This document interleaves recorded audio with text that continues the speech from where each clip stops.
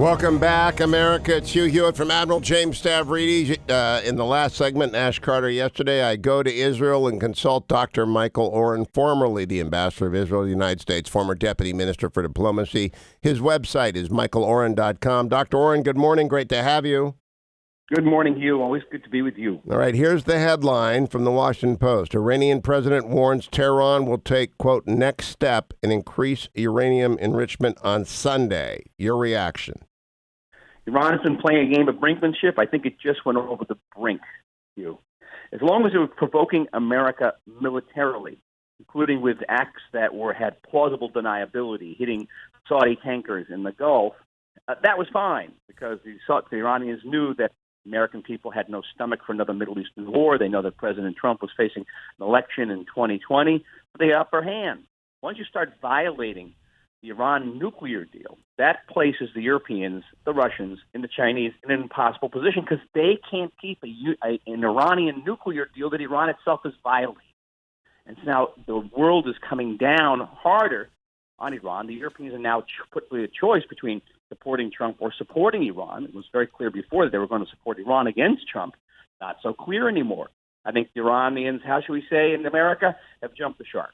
Well, but do we see any indication that the Europeans are going to give up on it's like the parrot is dead skit in Monty Python, I told Ash Carter yesterday. This JCPOA is dead, but they don't want to believe it.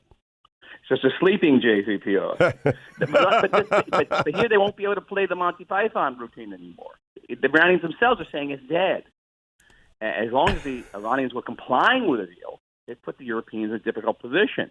Right now, they'll be in a position again where they won't be able to support Iran because Iran itself has violated the deal. And I think the Iranians just made a tactical, perhaps strategic error, which we in Israel will welcome because it's showing the true face of Iran. They had no intention ever of complying with this. The idea behind the deal in the long run, that is that Iran will not have a nuclear weapon. Of course they want a nuclear weapon. I also had Ash Carter admit that yesterday it never really was comprehensive. It wasn't long enough. It didn't deal with ICBM. So the question becomes, the sanctions are hurting. Their inflation is at 40%. Their growth might have been a negative 10% last year. At what point does, you can go to the mattresses if you're an elite. You can keep eating when everyone else is starving. How long can that go on in Persia? We always understood in Israel that it was not an easy decision for someone to go out and protest in the street and risk their lives for the cost of a chicken. That's the example we used to use, the cost of a chicken. But it's going to come to that eventually. Unfortunately, because we, of course, have no beef with the Iranian people. I think the American people have no beef with the Iranian people. It's with the Iranian regime. But here there's really no choice. And last time I was on your show, Hugh, I talked about the false dichotomy that goes on in this country, that it's either diplomacy or war. That was the argument they used in 2015, diplomacy or war. It was a false dichotomy then. The alternative to the bad Iranian deal was a better Iranian deal.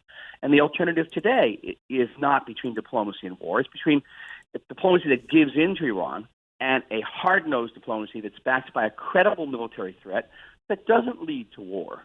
And we use the example of President Reagan with Iran in the 80s, but also the example of President Reagan in the 80s against Libya. People forget about how Reagan bombed Libya in reaction to a terrorist attack against a bar in Berlin, if you remember this, Hugh. And that really changed Libyan behavior. And it did not lead to war between the United States and Libya. All right, very quickly, Israeli politics. Yesterday, the Labor Party put Peretz back in charge. I think it's a return to him. And Ehud Barak appeared from the sidelines.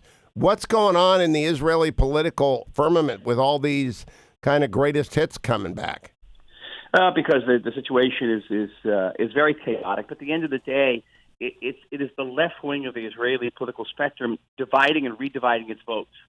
Because no one can win this election unless they take votes from the right and bring it over to the left, and that's not going to happen because our young people, which is a huge segment of our population, we have the largest youth population under the age of 30, is right-wing, in contrast to right-wing populations virtually everywhere in the world, including in the United States, and they're right-wing because they don't remember the peace process. They remember bombs. They remember rockets landing on their neighborhoods, and it's very difficult to convince young people in Israel that if you give up territory, you're going to get peace. So it's just the left dividing and redividing, and the outcome of the election I believe right now will be much the same as the last round. But with 1 minute, will that mean another deadlock because the balance of power lies with people who hate the prime minister so much they won't join a government? The balance of powers will remain the same, not so much because of the people who hate the prime minister, but because the people who will not give in to the demands of the ultra-Orthodox. And that is the sea shift that has taken place in Israel now. This is a youth population that is, on one hand, right-wing, on the other hand, against the demands of the ultra-Orthodox.